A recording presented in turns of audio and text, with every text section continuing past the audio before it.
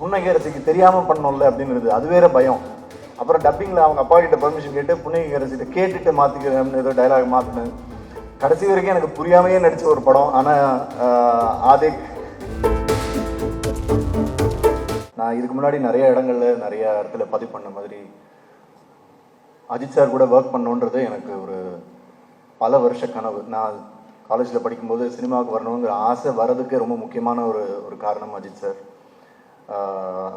அவரோட படங்கள் பார்த்து அவர் மாதிரி தாடி வளர்க்கணும், அவர் மாதிரி நடித்து பார்க்கணுன்னு முயற்சி பண்ண ஆரம்பிச்சதுலேருந்து இன்றைக்கி இந்த மேடையில் நிற்கிறேன்றது ரொம்ப ரொம்ப ரொம்ப சந்தோஷமாக இருக்குது.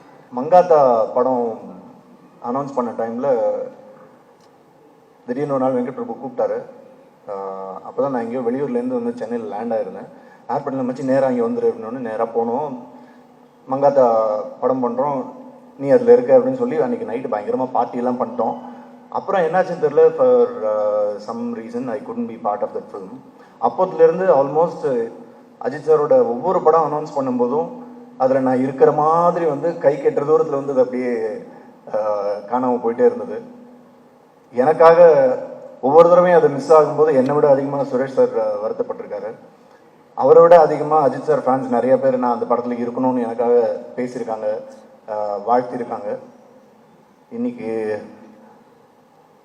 அந்த கனவு நடந்திருக்கு.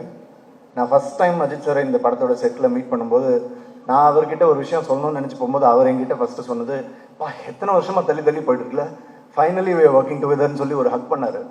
அந்த ஒரு ஹக்கு போதும். அதுக்கப்புறம் ஒவ்வொரு நாளும் செட்டில் மீட் பண்ணும்போது first good morning and Haq. இதை விட எனக்கு செரிஷ் பண்ணுறதுக்கு வேறு எதுவுமே தேவைப்படலை, வேறு எதுவுமே பெருசு இல்லை. Adhik, thank you for this making my dream come true. Adhik எனக்கு கால் பண்ண உடனே என்னவா இருந்தாலும் சரி இந்த படத்தில் இருக்கும் அப்படின்னு முடிவு பண்ணிட்டு தான் அதுக்கப்புறம் ஆதிக் கிட்ட பேசினேன். அவரை பற்றி சொல்லணுன்னா எனக்கு கடைசி வரைக்கும் ஆதிக்கோட ஃபில்ம் மேக்கிங்கை புரிஞ்சிக்கவே முடியல. டவுட்லேயே தான் இருந்தேன் நான். என்னையா எடுக்கிறீங்க, ஏன்னா he is not a conventional film maker.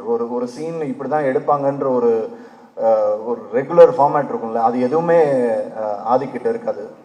என்ன எடுக்க போகிறாருன்னு தெரியாது, எப்படி மாற்ற போகிறாருன்னு தெரியாது. ஸ்பாட்டில் திடீர்னு டைரக்ட் வந்து ஆக்சுவலாக அந்த க்ரூஸில் இருக்கும்போது நான் எனக்கு ஒர்க் இல்லைன்னு தூங்கிட்டு இருந்தேன் ரூமில். திடீர்னு அசிஸ்டன்ட் டைரக்டர் வந்து, சார் வாங்க வாங்க காஸ்டியூம் போடுங்க, ஷார்ட் ரெடி பண்ணணும். என்னையா ஷார்ட்னா வாங்க சொல்கிறோம்னு சொல்லி கூப்பிட்டு போய் அந்த பொண்ணை பக்கத்தில் நிறுத்தி திடீர்னு அந்த புன்னகை அரசி டைலாக்லாம் சொல்ல சொன்னார். எனக்கு ஒன்றுமே புரியல.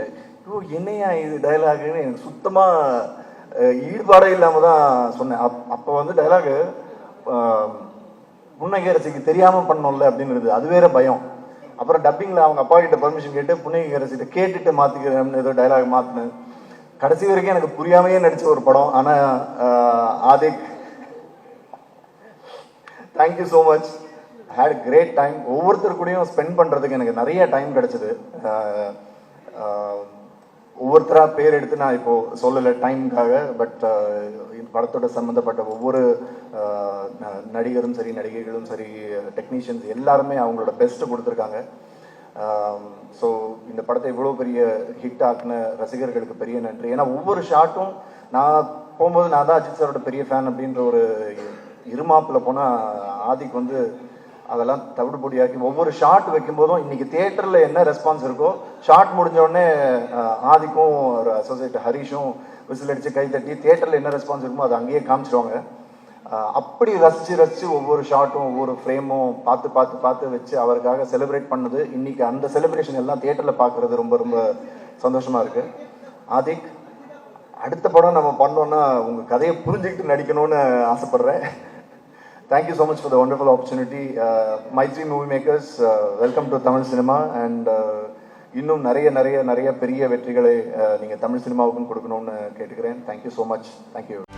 செய்திகளை உடனுக்குடனும் துல்லியமாகவும் தெரிந்து கொள்ள சப்ஸ்கிரைப் பண்ணுங்க.